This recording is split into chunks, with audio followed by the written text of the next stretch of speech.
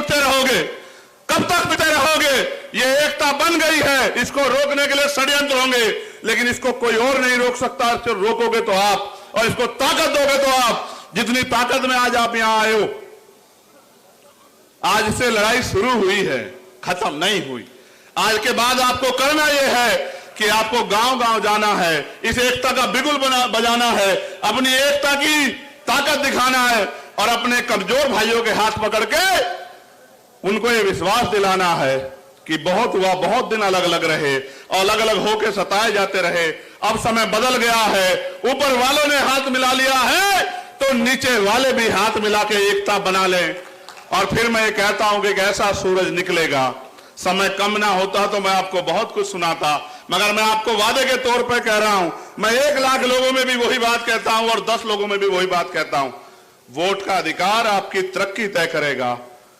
अगर आप चाहते हो कि नौजवान ठगे जाएं, पेपर लीक हो, भर्तियों में घोटाले हो, महिलाएं असुरक्षित हो, ये महिलाएं नहीं है, ये हमारे घर का सम्मान है, ये हमारी बहन बेटियां हैं। हम तो किसान को मेरे को औलादे, हम जानते हैं, हमने सीखा है देश के बॉर्डर पे देश की रक्षा करना और गांव क्षेत्र में अपनी बहनों के मान सम्मान की रक्षा करना।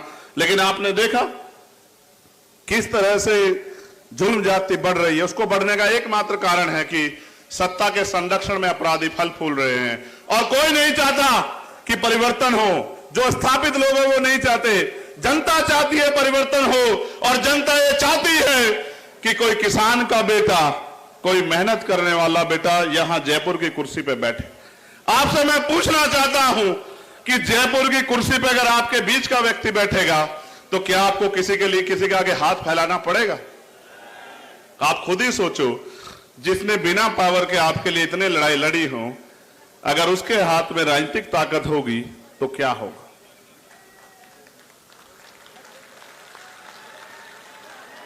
वो आपको बहकाने का प्रयास करेंगे, आपको बांटने का प्रयास करेंगे, आपको लालच देने का प्रयास करेंगे। आपने देखा नहीं, जब से मोर्चे की शुरुआत हुई, कहीं की तो लिस्टें बदल गई हैं, कहीं की लिस्टों पे रिव्यू चल रहा है, कई घोषणाएं गारंटी दी जा रही है। मैं ये पूछना चाहता हूं, जिनकी सरकारें थी उनको गारंटी क्या जरूरत है? कर देते ना। अगर आप नहीं कर सकते हो, मौका दे के देखो हमारे भाई को, फिर आप बताना आपका 5 साल का काम और अब 6 महीने में जो करेंगे, इतिहास याद रखेगा कि किसी बहादुर ने ताकत संभाली है। इसको, इस बहादुरी को आगे बढ़ाओ, गांव गांव गली गली जाके इस एकता को बनाओ। ये नीला और पीला एकजुट होके आगे बढ़े। एक और षड्यंत्र होगा, मैं अपने सीनियर लोगों को कहना चाहता हूं, मीडिया के लोगों ने कहा इसलिए मैं हनुमान जी बेनीवाल का और अपने साथियों का ध्यान आकर्षित करूंगा। वो कहते हैं दलित और जाट का गठबंधन हुआ है। झूठ। दलित और जाट तो इसके पिलर हैं। वो तो अपने कंधे में बिठा के इस प्रदेश की सत्ता तक हनुमान जी बेनीवाल को लाने वाले हैं, वो तो इसके पिलर हैं। लेकिन ये असल गठबंधन हर पीड़ित का है, कमजोर का है। ये झूठी बातें मत करो बांटने वाली। ये किसान का, मेरे का उस सोच का गठबंधन है जिस सोच से परिवर्तन होगा। अगर ना आता लोकतंत्र, ना होते अवसर, आपकी गलियों में कोई नहीं आता मेरे लोगों, आपसे बात कोई नहीं करता।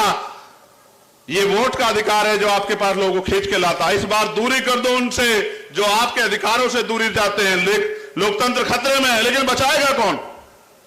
ये जो नीले झंडे वाले हैं, ये जो किसान कमेरों के बेटे, मैं पूछना चाहता हूं को लिख के दे जाओ, उसी का मैनिफेस्टो बना देंगे और 6 महीने में एक आपकी मांग पूरी करके दिखा देंगे। आप मेरी बात को याद रखना।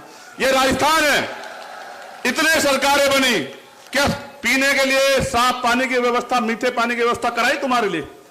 ERCP का से आपको लाभ मिलता, 13 जिलों को मिला के आपको लाभ। दोनों खेल खेल रहे हैं कि कैसे आपका बेवकूफ